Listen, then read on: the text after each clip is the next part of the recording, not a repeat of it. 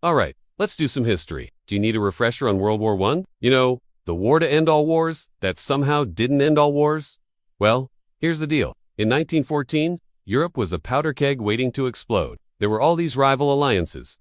The Triple Entente consisting of France, Russia, and Britain, and the Triple Alliance of Germany, Austria-Hungary, and Italy. Then there was a whole bunch of smaller European powers, plus their colonies and dependent territories, who would also get sucked into the war. Then on June 28, 1914, Archduke Franz Ferdinand, the heir to the Austro-Hungarian Empire, got popped off in Sarajevo. Okay, maybe that's too much detail. The important thing is that his assassin was a Serbian nationalist, which meant that Austria-Hungary had the perfect excuse to declare war on Serbia because they had long been eyeing Serbia as a potential Greater Serbia that would threaten the Austro-Hungarian Empire's rule over their many ethnic groups. Plus, Germany backed Austria-Hungary unconditionally because they had a ton in common, and so it was the Triple Entente versus the Triple Alliance. But soon, everyone was fighting, everywhere. Austria-Hungary went after Serbia, while Germany supported them unconditionally. France and Britain jumped into action to defend Belgium, and not just because they were neutral, but because it was a strategic buffer between them and Germany. Not to mention Germany had a plan called the Schlieffen Plan, which entailed a quick strike through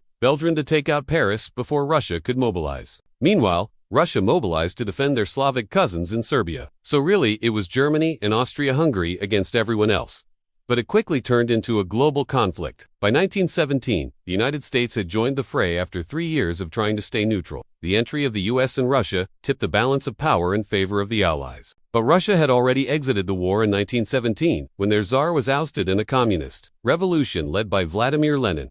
Russia signed a treaty with Germany and retreated from the Eastern Front to focus on their own civil war. The Western Front was stuck in a stalemate. Trench warfare meant that neither side could advance. The only real victories came from technological advances like machine guns, poison gas, and tanks. There were a few notable battles, like the Battle of the Somme or the Battle of Verdun, that resulted in hundreds of thousands of casualties on both sides. But even those battles couldn't break the stalemate. Meanwhile, in the Middle East, the British launched a campaign to take the Ottoman Empire out of the war. The best-known part of this was the Gallipoli campaign, which was a total disaster for the British. They ended up retreating after 8 months, with over 40,000 dead.